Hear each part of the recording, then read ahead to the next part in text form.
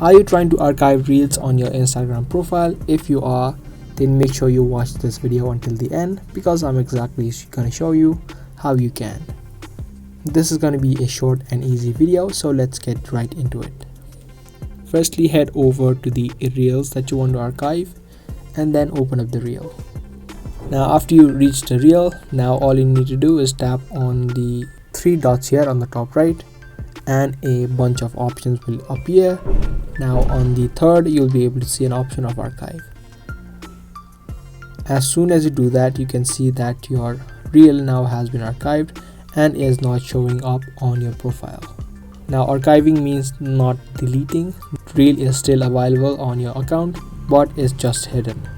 Now to view all your archived reels and other posts, you can tap on the three lines on the top right and then head over to archives and simply choose the post archives right here, and you'll be able to see the reels that you archived.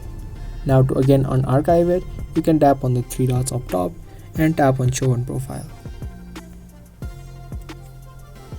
So that's how to archive reels on your Instagram. If you guys found this video helpful, then make sure to subscribe, share, and also give this video a thumbs up. That's gonna be all for today. Thanks for watching.